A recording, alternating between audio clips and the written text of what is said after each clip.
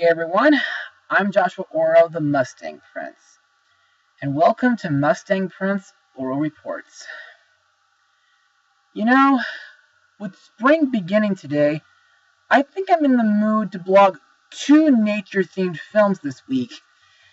So, for today's blog, let's talk about William Joyce. Joyce is an American writer, illustrator, and filmmaker who won an Academy Award for Best Animated Short for the Fantastic Flying Books of Mr. Morris Lesmore back in 2011. He has also written and illustrated over 50 children's books, including George Shrinks, Roly Polioli, A Day with Wilbur Robinson, The Guardians of Childhood, and our subject for today, The Leaf Men and the Brave Good Bugs. When I was young, I used to read this story a lot, and I found this book to be a really enchanting story. But about 6 years ago, Blue Sky Studios made a loose animated adaptation of this story. But is it a good movie in my opinion? Well, let's take a look. Released on May 24th, 2013, the movie is epic.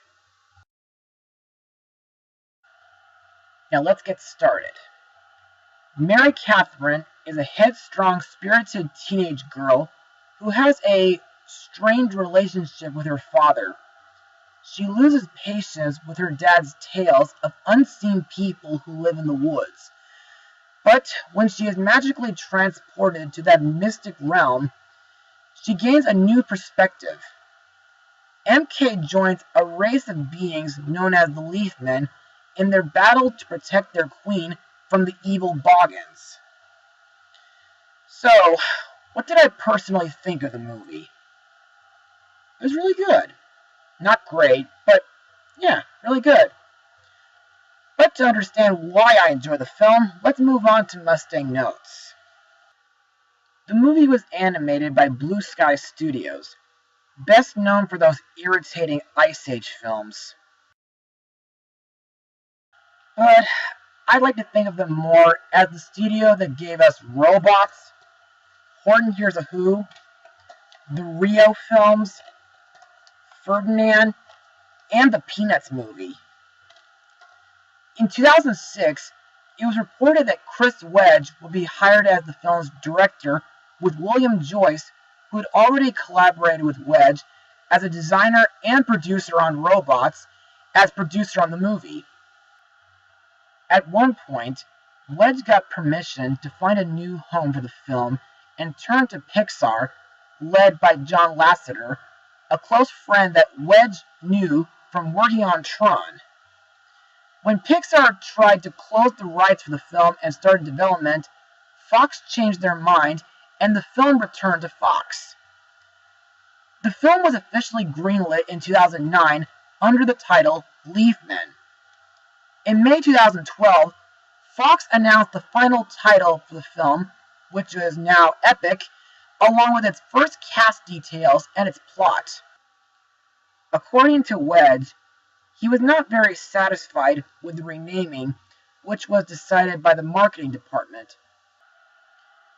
He also expressed dissatisfaction with subtitles given to the film in some non-English countries, including the French subtitle, The Battle of the Secret Kingdom. Although the film is based on and borrows many characters from Joyce's book, its plot has been significantly changed. Wedge explained that they wanted to make a gigantic action-adventure film. Also, Wedge considered this film to be a mix of Ferngully the Last Rainforest, along with James Cameron's Avatar, with a bit of a Star Wars-scale adventure. The animation, on the other hand, is absolutely outstanding. Not Pixar great, but it does a great job at capturing the beauty and nature of the forest. And I think the animators did great at rendering it to how it looks in a microscopic perspective. Heck, Even a few animals, like a deer and a mouse, almost look very realistic. Also, I think the Leaf Men in this film look really awesome, and they kind of look like tiny versions of Robin Hood's Merry Men. And I think the evil Boggans look really twisted and dark, especially when they use crows and bats as flying transport, and when they use venom on their arrows to contaminate the forest. And I think it's kind of, well, gross that they use rat skin for clothing. Plus, the fight scenes in this film are really intense and badass, especially during the final climax at night, when they try to block out the moonlight. Anyway, that's all I got for Mustang notes. So, let's move on to the characters and their voice actors. Our main protagonist, Mary Catherine, or MK for short, is voiced by Amanda Seyfried. Best known from Mamma Mia and the 2012 Les Miserables movie. Fun fact, MK is named after William Joyce's deceased daughter. As for what I think of MK herself, well, in the movie, MK is a tomboy who has problems communicating with her father due to the fact that her mother recently passed away, placing her under a lot of emotional stress. But throughout her adventure in the forest, she develops a sense of adventure and bravery. Next we have MK's love interest and my favorite character in the movie, Nod, a rookie Leafman warrior voiced by Josh Hutcherson, who got to be in Hayao Miyazaki's Howl's Moving Castle, Bridge to Terabithia, Zathura, the Journey to the Center of the Earth films, and The Hunger Games. Now, Nod takes risks and is very convinced that he does not need anybody's help. Plus, he has a very independent mind and prefers to work alone and not to be bossed around by others. But on the positive side, Nod is a great flyer and always comes through in the end. However, it gets kind of awkward when he tells MK to put her arms around him. Next we have Nod's guardian, teacher, and leader of the Leafmen, Ronan, voiced by Colin Farrell, who during the same year played Travers Goff in Saving Mr. Banks. And he'll be in the upcoming Dumbo movie this month.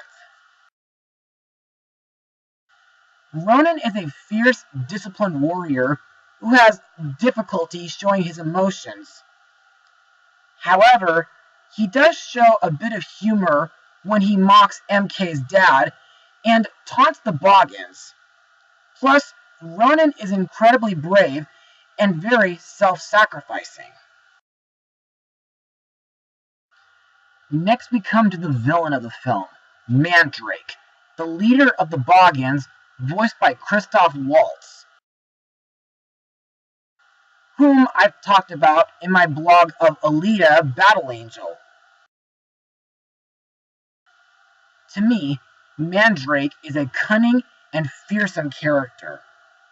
His evil plan is to destroy the forest at all costs. But after his son Dagda's death, Mandrake becomes more bitter, aggressive, and driven by his desire for revenge. But his determination changes to hoping that the destruction of the forest would revive his son. Next we come to our two comedic sidekick characters, Mub and Grub, voiced by Aziz Ansari and Chris O'Dowd. These guys serve as caretakers of the pods. In my opinion, Mub is a wisecracking slug who, throughout the movie, tries to flirt with MK and bicker with Nod, while Grub is a proper and funny snail who has good morals, and he dreams of becoming a Leaf Man. Next, we have a toad named Bufo, voiced by rapper Pitbull, who will be in the upcoming Ugly Dolls movie this spring. This guy works as a race fixer and a businessman. To me, Bufo can be pretty mean. In fact, he kind of reminds me of several gangster characters from the Star Wars movies. Plus, Bufo can be very offensive at times. Next we come to MK's father, Professor Radcliffe Bomba, voiced by Jason Sudeikis, who's been in such real stinkers like Horrible Bosses, We're the Millers, and the Angry Birds movie. And just to remind you guys, I am not looking forward to its upcoming sequel. Anyway, Bomba is a scientist who is obsessed with finding the Leafmen. To me, Bomba is a bit energetic and strange. Plus, he tends to talk to himself while he's working. Also, he can also get easily distracted while he's focusing on his work. Next up is Nim Galoo, voiced by Aerosmith's lead singer Steven Tyler, who also got to play an elf in the Polar Express. Now, Nim is a glowworm, showman, and keeper of magic scrolls that tells him what has occurred during the times in the forest. Now, Nim is my second favorite character in the movie, due to his easygoing personality. Plus, the way he sings not only brings back Aerosmith flashbacks, but it sounds like a gospel and jazz singer. And finally, we have Queen Terra, the Mother Nature-like Queen of the Forest and Ronan's childhood love interest, voiced by Beyonce Knowles, who got to be in Austin Powers' Goldmember, the 2006 Dreamgirls film, the 2006 Pink Panther movie,